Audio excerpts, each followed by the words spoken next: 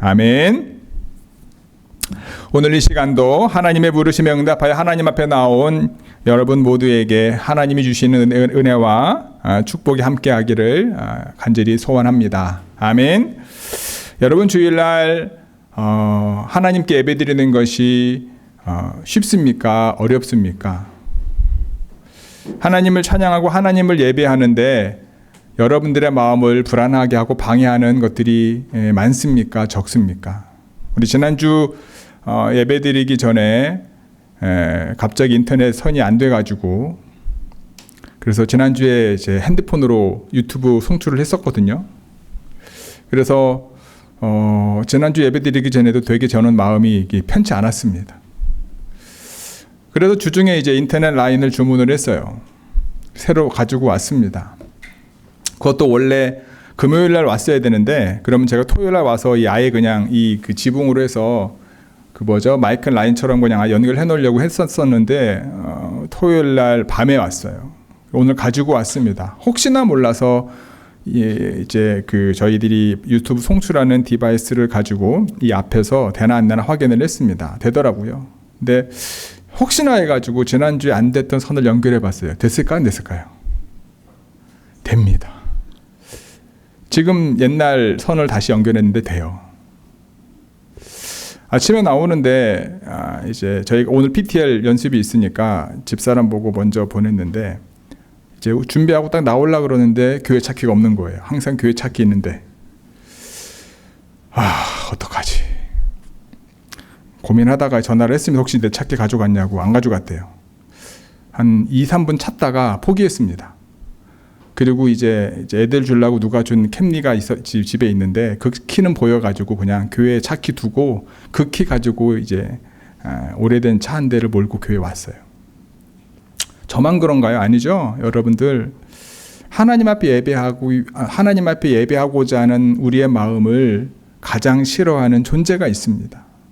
하나님을 찬양하고 하나님이 원하시는 삶을 살기를 원하지만 그것을 방해하는 수많은 상황과 사건과 사람들이 우리 주변에 많아요. 그럼에도 불구하고 오늘 하나님 앞에 나와 예배하며 찬양하는 저와 여러분들을 정말로 진심 마음을 다해서 주님의 이름으로 축복합니다.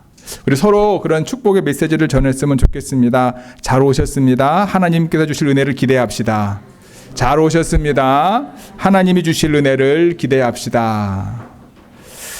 그래서 여러분 주일마다 하나님 앞에 나오는 또는 주일이 아니라 할지라도 여러분들이 하나님의 말씀을 읽거나 기도 가운데 나아갈 때마다 내 마음을 불안케 하고 화나게 하고 짜증나게 만드는 상황이 펼쳐지고 그런 사람들이 주변에 있는 것을 여러분 불평하지 마시고요. 당연하다 생각하시면 됩니다. 왜 그렇죠? 그걸 원하는 거예요. 사단 마귀는 우리의 마음을 불안케 해서 하나님의 말씀을 덜 읽게 만들고 기도를 덜하게 만들고 예배를 잘 못 드리게 만들고 그것이 그들의 전략과 계획이거든요. 그러니까 내가 하나님의 은혜 가운데 나아가면 나아갈수록 그런 방해는요 더 많아질 수밖에 없다라고 하는 사실을 인지하시고 그럼에도 불구하고 말씀과 기도 가운데 예배 가운데 나오는 그 안에서 주시는 주의 은혜를 늘 경험하는 저와 여러분 모두가 되기를 주님의 이름으로 축복합니다. 우리는 이 땅에서 어떻게 살았는지에 대해서 어떤 상황으로 평가하게 됩니까? 항상 동일하게 적용되지는 않지만 여러분 장례식을 통해서 평가되는 경우가 많다고 합니다. 부모님의 장례식을 하게 되었을 때 조문객이 얼마나 오는지에 따라서 자녀들이 어떤 삶을 살았는지 드러나는 경우가 있다고 얘기를 하고요. 본인의 장례식에서 얼마나 많은 사람들이 와서 나를 기억해 주는지를 보고 저 사람이 이 땅에서 어떻게 살았는지를 평가하게 되는 경우가 종종 있습니다. 당연히 상식적으로 많은 사람들이 장례식에 와서 조문을 하면은 잘 살았다라고 말을 합니다. 그렇죠? 4월 13일 JTBC 방송에서 배우 반상회라고 하는 예능 프로그램이 있는데 저는 보지 않고요. 그냥 가끔씩 유튜브로 나오는 거를 이제 보다 보니까 나왔던 상황이 있는데 거기에 보면 신승환이라고 하는 배우가 출연했습니다. 여러분 신승환이라고 하는 배우 누군지 아시나요? 신승훈 말고 가수 신승훈 말고 신승환이라고 하는 배우가 출연했습니다. 1978년생입니다. 40대 중반인 거죠. 서울예술대학 출신이고요. 로드 매니저 출신이었는데 2010년 일반인 여인과 결혼을 했습니다. 저도 이제 얼굴은 아는데 이름은 몰랐었는데 이제 이름이랑 얼굴이랑 매치한 계기가 됐긴 했습니다. 조연으로 나왔기 때문에 잘 모를 수 있어요. 그런데 그 사람이 그의 두 딸과 했던 말들로 인해서 신승환과 그 다음에 예능 프로그램에 패널로 나와 있던 사람들이 눈물을 훔치는 어떤 상황이 만들어졌었습니다. 이 두 딸과 대화 속에서 아마 둘째 딸이 할아버지의 장례식에 대한 이야기를 하는 것 같더라고요. 몇 달 전에 할아버지 장례식을 치른 것 같습니다. 둘째 딸이 뭐라고 이야기하냐면 장례식장에 아빠 도와주셨던 분들도 많이 오셨고 아빠가 엄마랑 할머니한테 그 친구들을 소개해 드렸잖아 이렇게 말하면서 저 진짜 많이 도와주신 분이고 저 힘들 때 돈 모아서 보내주셨고 그리고 나한테 너 아플 때 딸기 수준 삼촌이야 라고 이야기했잖아 라고 말하면서 계속 이야기를 이었습니다. 친구들이 와줬잖아. 그때 친구가 이렇게 중요하구나. 이 초등학생 둘째 딸이 말하는 거예요. 만약에 우리 가족 중에 누가 돌아가셨어. 그런데 우리 넷밖에 없어. 아무도 안 오고 아무도 위로를 안 해주고 묻어줄 때도 아무도 도와주는 사람이 없어. 그럼 안 되잖아요. 이런 말을 하자 이 신승환 씨가 눈물을 훔쳤습니다. 둘째 딸이 그날의 아빠를 보면서 많은 것을 느꼈던 거예요. 그리고 이어서 이야기를 합니다. 오신 모든 사람들이 추모를 하는 것을 보면서 자신은 이런 생각을 했다는 거예요. 할아버지가 아빠를 정말 잘 키웠구나. 이야기를 하자마자 아빠가 TV 안에서 갑자기 벌떡 일어나서 이제 화면에서 사라지려고 합니다. 울컥한 거죠. 첫째 딸은 이런 얘기를 합니다. 그 얘기를 듣고 난 다음에 뭐라고 이야기하냐면 뿌리 갇힌 친구들이 많아서 진짜 부러운 것 같아. 아빠한테 하는 얘기예요. 큰딸이. 그리고 아빠가 걸어온 길이 돋보이는 자리였어 라는 얘기를 합니다.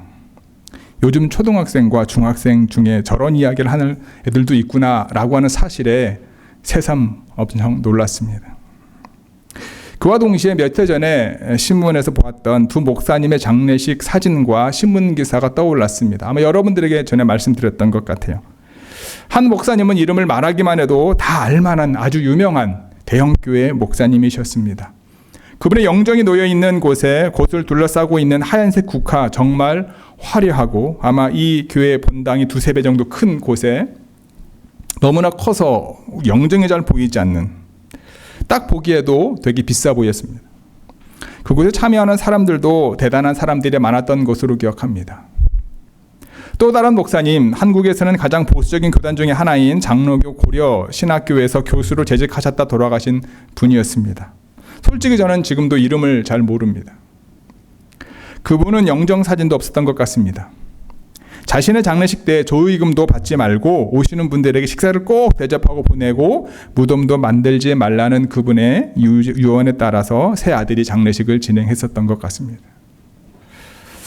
여러분 어떤 삶을 살기를 원하시나요? 신승환 씨나 대형교회 유명 목사님들처럼 장례식에 많은 사람들이 찾아와 주고 기억해 주기를 바라시나요?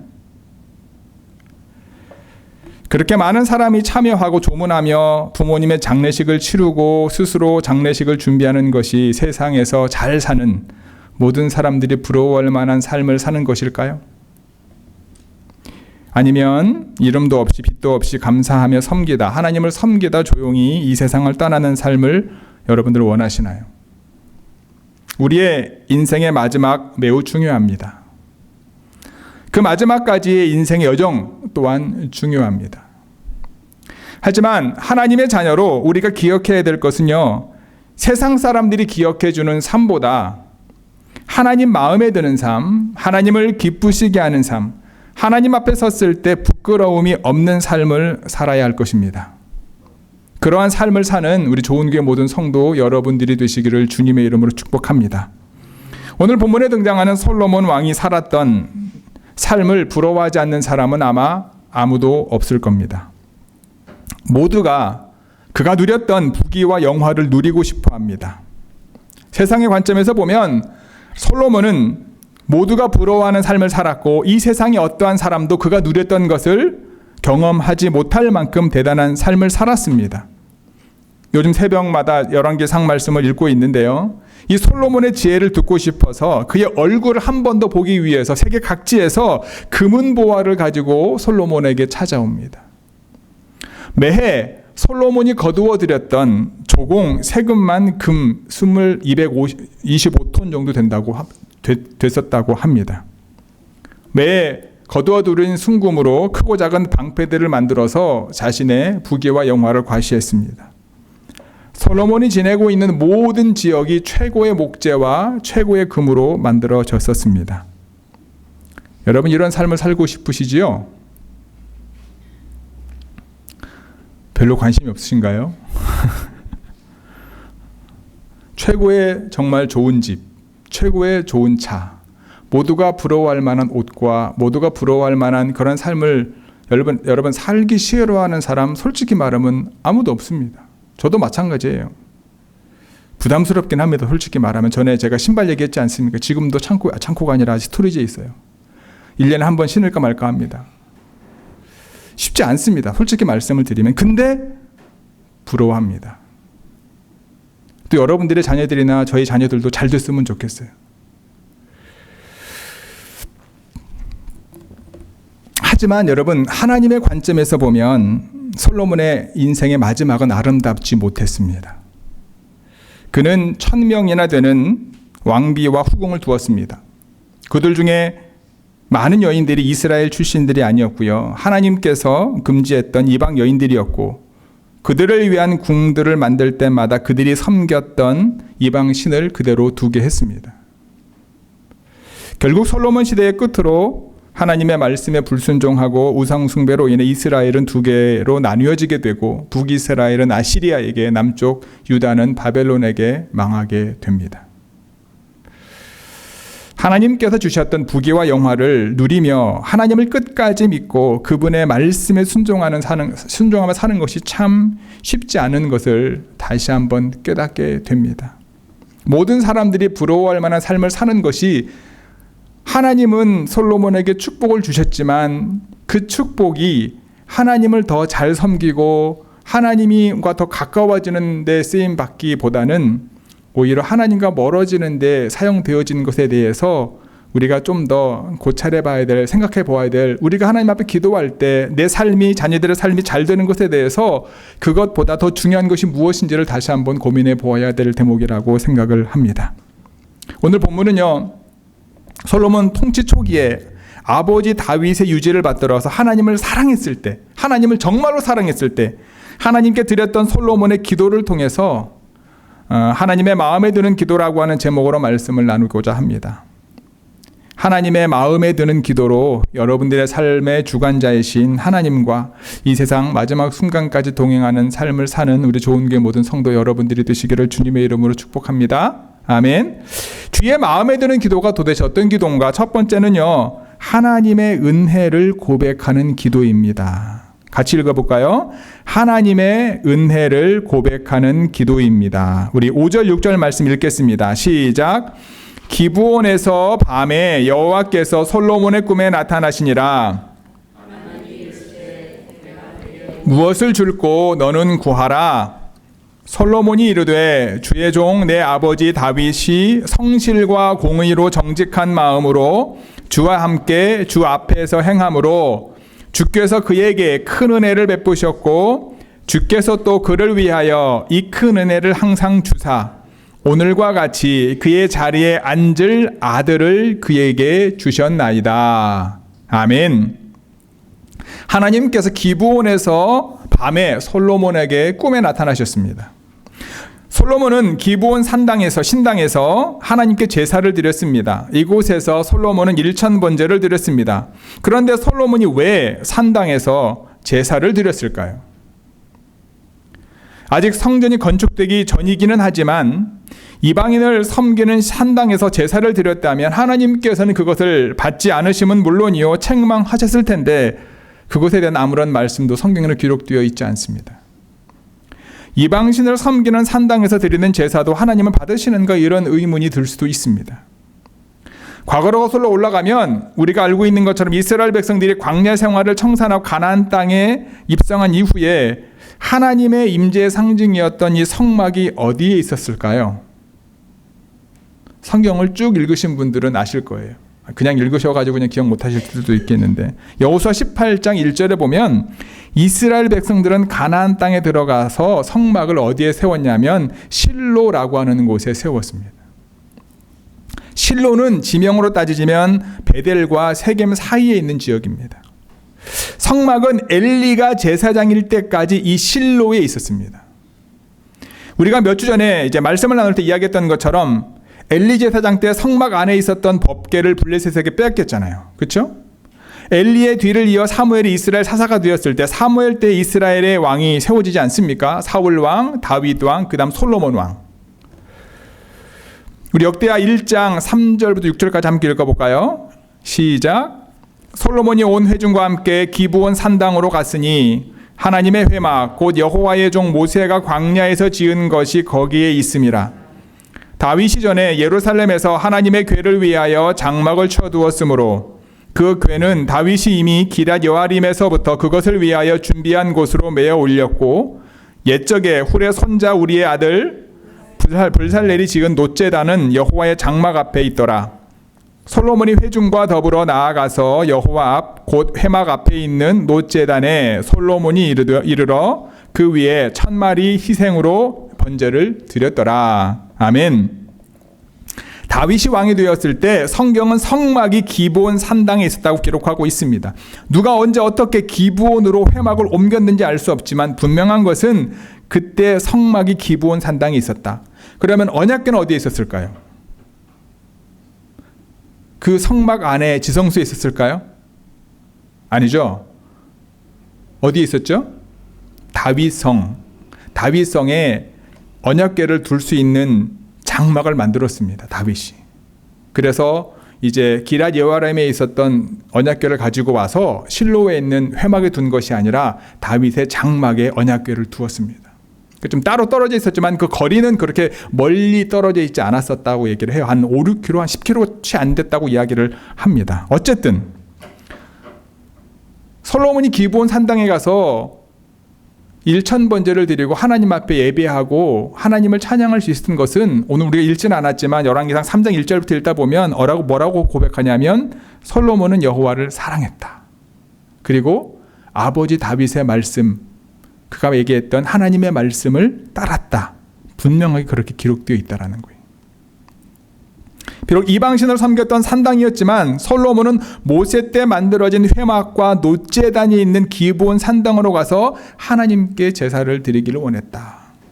그리고 솔로몬은 1000마리의 희생으로 번제를 드렸을 때 하나님께서는 그것을 기쁘시게 받으셨다. 어떻게 할 수 있습니까? 하나님이 그날 밤에 꿈으로 솔로몬에게 나타나셨다라는 거예요. 솔로몬이 꿈에 나타나서 하나님이 뭐라고 말씀하셨죠? 내가 무엇 하여 주기 원하냐. 존귀 성도 여러분, 가끔 제가 드리는 말씀이지 않습니까? 여러분의 꿈에 하나님이 나타나셔서 내가 무엇 해주기 원하냐라고 질문을 받으신다면 뭐라고 대답하겠습니까? 우리 이권사님. 만약 오늘 밤에 하나님께서나 그와 같이 물으신다면 여러분 무엇이라고 대답하겠습니까? 솔직히.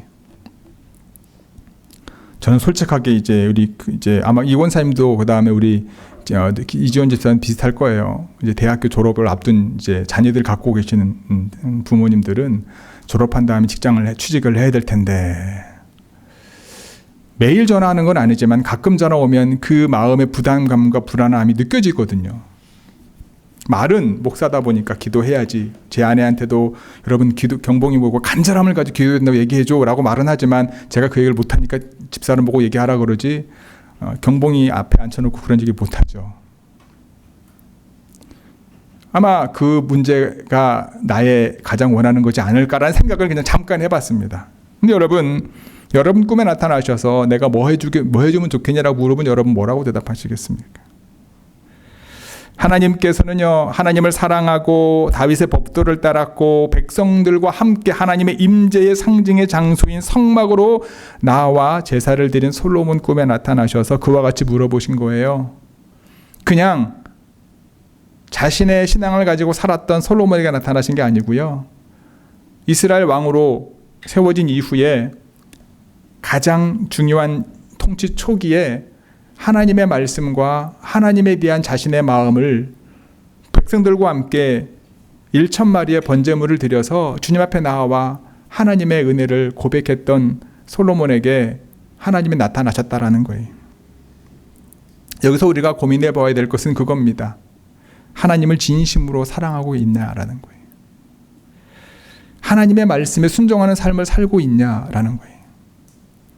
하나님의 임재 가운데 사는 것이 내 삶의 가장 중요한 것인가? 여러분들이 그런 삶을 살고 계시다면 하나님이 저와 여러분들에게 물어보았을 때 솔로몬이 대답했던 것처럼 대답할 수 있을 것이라 믿습니다. 하나님의 물음에 솔로몬이 뭐라고 대답했죠? 그는 먼저 성실과 공의와 정직한 마음으로 하나님과 함께했던 아버지 다윗에 대한 이야기를 합니다. 아버지 다윗에게 큰 은혜를 베푸셨음을 본인이 경험했죠. 그리고 자신이 아버지의 왕위를 물려받을 수 있었던 것도 하나님의 큰 은혜였습니다. 라고 고백을 합니다. 사실 여러분, 다윗의 아들로서의 솔로몬의 삶은 쉬웠을까요? 안 쉬웠을까요? 쉬웠다라고 생각하시는 분, 다윗의 아들이기 때문에. 그러면 안 쉬웠을 거라고 생각하시는 분, 그러면 잘 모르겠다. 안 쉬웠습니다. 왜 그렇죠? 솔로몬이 누구의 아들이죠? 밧세바의 아들입니다. 그러니까 기본적으로 생각 한번 해보세요. 다윗의 충신이었던 우리아를 죽이고 밧세바를 쉽게 말하면 후궁이었든지 어쨌든 취했을 거 아닙니까? 그리고 난 다음에 임신했었던 아이는 죽잖아요. 그리고 태어난 게 누굽니까? 솔로몬입니다. 솔로몬이 형이 4명인가 있었어요. 3명은 죽었지만 어쨌든 간에. 그러니까 솔로몬이 출생부터 다윗의 사랑을 받았을지 모르고 또한 하나님 앞에서 다윗이 용서함을 받았고 그 다음에 용서함을 받은 증거로 하나님이 솔로몬을 다윗에게 주시긴 했지만 그거는 하나님의 관점이고요. 사람의 관점에서 보면 쉽지 않았다라는 거예요. 얼마나 많은 조소와 비난과 그런 압박감 속에 살았었을까 라는 생각을 우리는 해볼 수밖에 없다라는 거예요. 하나님은 아까도 말씀을 드렸던 것처럼 하나님의 위로가 밧세바에게 주어졌고 하나님이 솔로몬을 사랑하셔서 여디디아라라고 하는 이름까지 주셨음에도 불구하고 그의 다윗의 아들로서의 왕자로서의 삶은요 그렇게 쉽지는 않았을 거다라는 거예요. 하지만 솔로몬은 먼저 자신이 왕위에 오른 것이 철저히 하나님의 은혜임을 고백했다라는 거예요.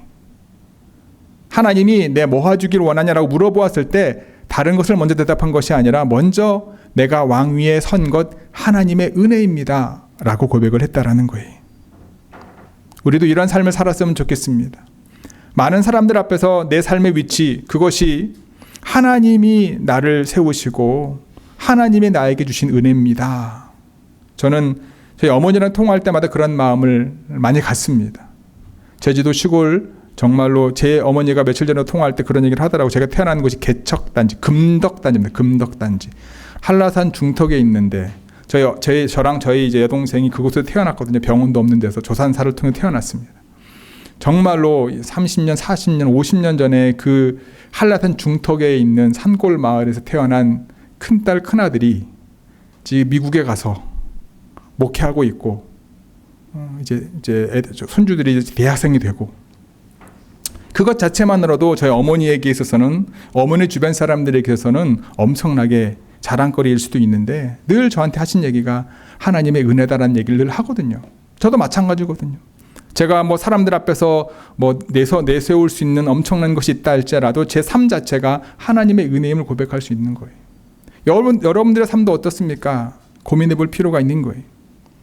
뭐 우리가 연봉이 뭐 수십만 불, 좋은 집, 좋은 차가 아니라 할지라도 우리가 한국을 떠나서 미국에 와서 살 수 있는 것, 하나님의 은혜 가운데 말씀 가운데 살 수 있는 것, 다른 사람들 비교해서가 아니라 그런 모든 것들을 허락하신 하나님 앞에 감사함이 하나님의 은혜임을 고백하는 믿음의 고백이 저와 여러분들 가운데 있게 되기를 주님의 이름으로 간절히 축복하고 기도합니다. 주님의 마음에 드는 기도는요, 모든 것이 하나님의 은혜임을 고백하는 기도이다. 두 번째는요, 주님의 마음의 기도는 두 번째, 자신의 연약함을 고백하는 기도입니다. 우리 7절, 8절 읽겠습니다. 시작. 나의 하나님 여호와여, 주께서 종으로 종의 아버지 다윗을 대신하여 종의 작은 아이라 출입할 줄을 알지 못하고 주께서 택하신 백성 가운데 있나이다. 그들은 큰 백성이라 수요가 많아서 셀 수도 없고 기록할 수도 없사오니. 아멘. 겉으로 드러나거나 달라지는 것은 없지만 자신 안에서 영적으로 빨간불이 들어오고 방향이 틀어지는 것이 느껴질 때마다 여러분, 우리는 하나님께로 달려와서 기도함으로 영점 조정을 해야 됩니다. 솔로몬은 자신의 연약함을 고백함으로 다시 겸손함을 드러냅니다. 솔로몬은 뭐라고 자기 스스로를 이야기합니까? 작은 아이입니다. 출입을 할 줄 모릅니다. 이것은 나이가 어리고 아무것도 모른다라고 하는 의미가 아니라 이스라엘을 다스리는 데 필요한 능력과 경험이 부족하다라는 자신의 고백입니다. 솔로몬과 같이 하나님 앞에서 자신의 한계와 약함을 인정하면 그러한 겸손한 사람에게 하나님은 큰 은혜를 주시는 분이다라는 거예요. 하나님이 원하시는 기도는 그러한 기도를 드리는 것이다. 베드로전서 5장 5절 6절 읽어볼까요? 시작. 하나님은 교만한 자를 대적하시되 겸손한 자들에게는 은혜를 주시느니라.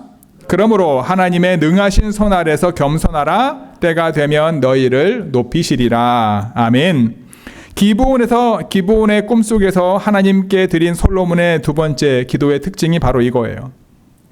혼란스러운 상황 속에서도 하나님에게만 초점을 맞춤으로 자신의 삶의 방향, 신앙의 방향을 잘 잡았던 기도였다라는 거예요. 우리가 읽지는 않았지만 본문 1절에 보면 솔로몬은 애굽의 왕 바로와 더불어 혼인관계를 맺었습니다. 그의 딸을 자신의 아내로 맞이해서 다윗성으로 데리고 왔습니다. 왜 애굽 공주와 결혼을 했죠? 정략 결혼 때문일 겁니다. 당시 고대 근동 사회에서 매우 당연한 것이었습니다. 당시 문화적 전통으로 피할 수 없는 것이었고요. 강대국인 애굽과의 관계를 생각하면 솔로몬은 정략 결혼을 할 수밖에 없었고, 그래서 바로의 딸과 결혼을 했을 것입니다. 사실 그것이 얼마나 위험한 것인지 하나님이 금하신 것임에도 불구하고 믿음의 사람이 방향 감각이 살아있어야 되는 것이 바로 이러할 때입니다. 자신의 잘못된 길로 항상 완벽한 길로 갈 수 있는 것은 아니지 않습니까? 넘어질 때 잘못된 길로 갔다라고 느껴졌을 때 우리가 돌아설 수 있는 믿음의 결단. 어찌 보면 애굽 공주와 결혼한 이후에 솔로몬은 기브온 산당에 가서 하나님 앞에 예배드리는 모습을 보면서 그가 쓰러지는 것은, 그 다음에 실수하는 것은 인간이기 때문에 누구나 할 수 있는 겁니다.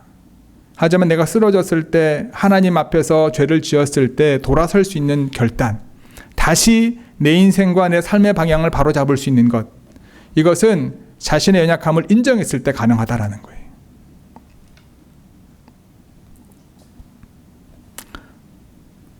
솔로몬은 자신의 정직과 자신의 부족함을 정직하게 고백했던 겁니다. 세상에서는 다윗이 이루어 놓은 당시 근동 지역을 호령할 만큼 큰 나라의 왕이었지만 하나님 앞에서는요, 출입할 줄 모르는 아이임을 솔로몬은 알고 있었고 그와 같은 사실을 고백했던 겁니다. 세상 사람들이 볼 때는요, 전혀 문제가 되지 않아요. 오히려 강대국끼리의 정략 결혼을 맺었기 때문에 더 이스라엘을 드러낼 수 있는, 권력을 드러낼 수 있는, 영향력을 드러낼 수 있는 결혼이었음에도 불구하고 하나님에서 볼 때는 하나님이 원하는 것은 아니었기 때문에 자신의 인생의 방향을 다시 점검하기 위해서 주님 앞에 나와서 기도를 드렸던 거지요.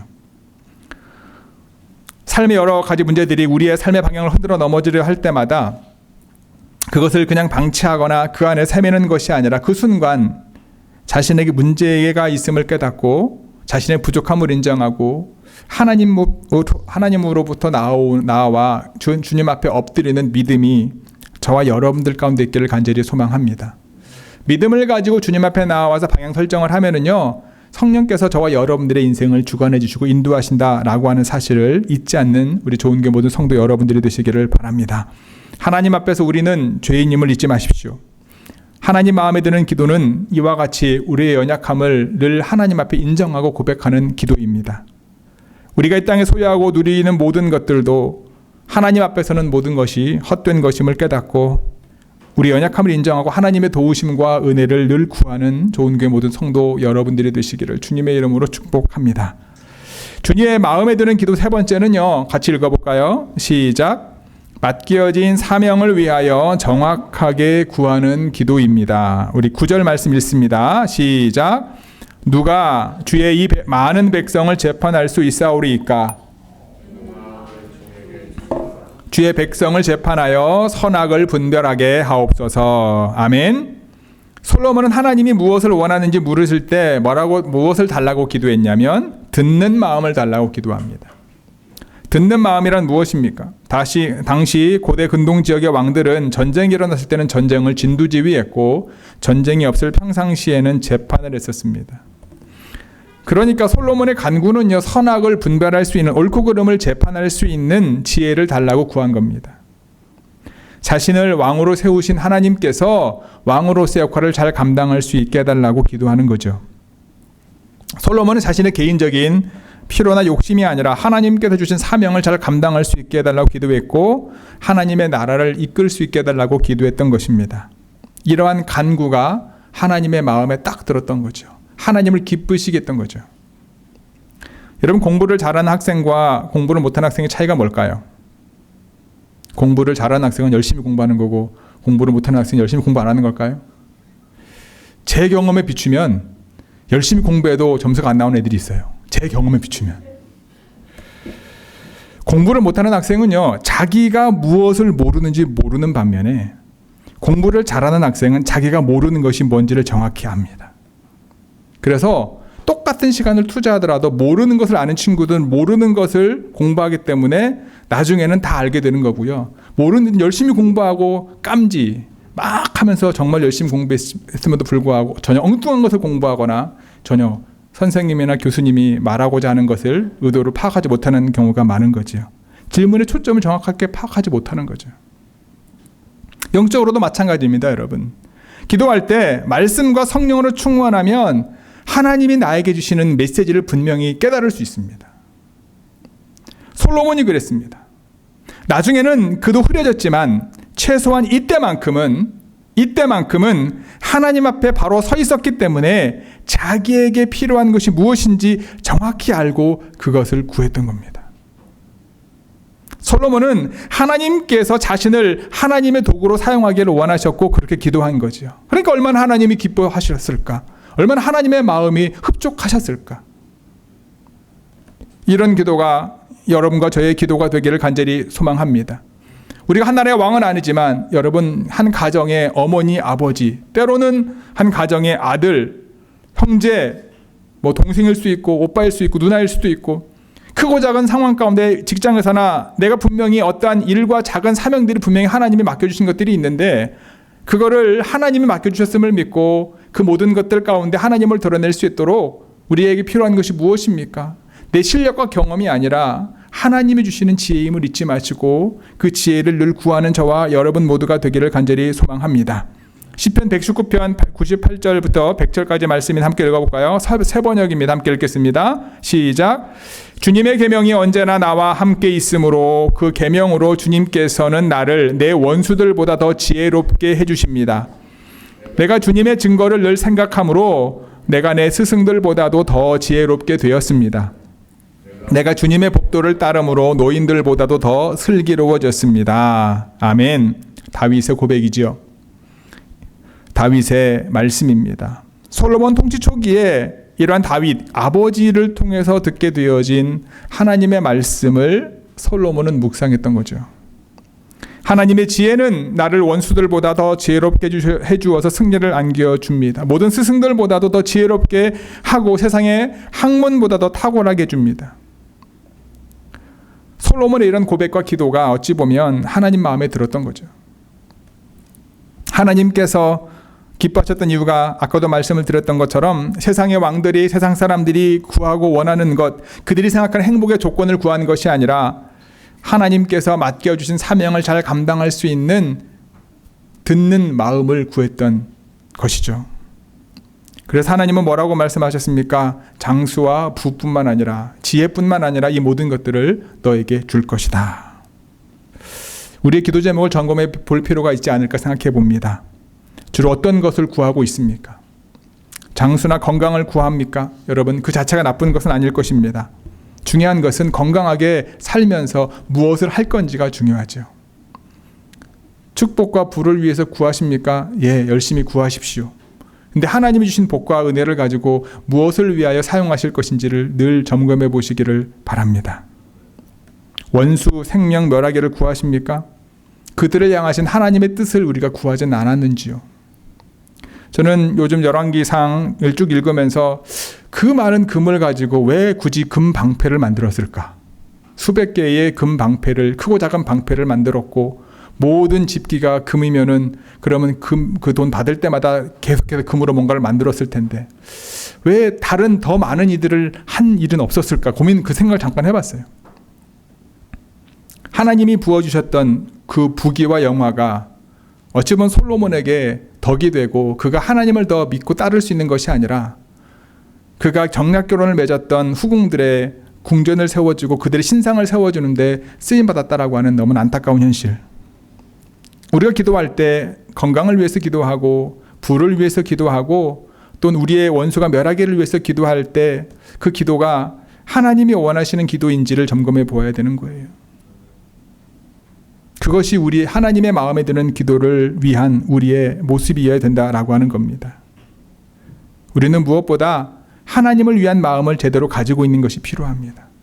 하나님의 뜻대로 살겠다는 결심만 제대로 하게 된다면 하나님의 뜻대로 살기 위한 지혜를 구하며 살게 될 것입니다. 그러면 내 욕심을 따라 내 것을 챙기고 손에 안 보려고 했던 내 삶보다 하나님이 원하시는 거룩함 가운데 우리의 삶이, 우리의 물질이, 우리의 시간이 쓰임받게 되지 않을까. 그리고 우리의 참 필요한 것들을 덤으로 주는 놀라운 축복과 은혜를 경험하게 되지 않을까. 그것이 하나님의 나라와 의를 위해 쓰임받을 수 있는 저와 여러분 모두가 되기를 주님의 이름으로 축복하고 기도합니다. 만약에 솔로몬이 하나님의 말씀을 떠나지 않았거나 우상 숭배를 하지 않았다고 한다면 제가 믿기는 솔로몬 이후에도 이스라엘은 하나님의 통치로 더욱 강건해졌을 거라 믿습니다. 하지만 그가 하나님의 말씀을 떠났고 우상 숭배를 했기 때문에 그의 아들 때에 이스라엘이 두 개로 나뉘게 되지 않습니까? 그리고 북쪽 이스라엘은 아시리아에게 망하게 되고 남쪽 유다는 바벨론에게 망하게 되지 않습니까? 존귀 성도 여러분, 하나님을 사랑했던 그리고 아버지 다윗의 말씀대로 하나님의 말씀에 순종하는 삶을 살았던 솔로몬의 마음에 드는, 하나님의 마음에 드는 기도, 하나님을 기쁘시게 하는 이 기도를 드렸던 것처럼 저와 여러분들이 진심으로 하나님을 사랑할 수 있기를 바랍니다. 하나님의 말씀에 순종하는 것이 내 삶의 가장 중요한 가치가 되기를 소망합니다. 하나님께서 내가 무엇 해주기 원하냐라고 물어보실 것을 기대하면서 하나님 마음에 듣는 기도 가운데 늘 나아가는 우리 좋은교회 모든 성도 여러분들이 되시기를 주님의 이름으로 축복합니다. 하나님께서는 우리 각자에게 맡겨진 삶의 자리에서 그분의 사명을 위해 지혜를 주실 것임을 믿습니다. 이 땅의 기름진 복과 하늘의 신령한 복으로 저와 여러분들의 삶에 충분히 차고 넘치게 채워주실 줄 믿습니다. 하나님이 주신 그것을 가지고 하나님의 나라와 의를 위하여 사용할 수 있도록, 그래서 하나님을 잊지 말고 끝까지 믿음을 지키며 여러분의 다음 세대에도 하나님의 축도로 쓰임받는 축복의 통로로 쓰임받는 삶이 이어지게 되기를 주님의 이름으로 간절히 축복하고 기도합니다. 아멘. 기도하시겠습니다.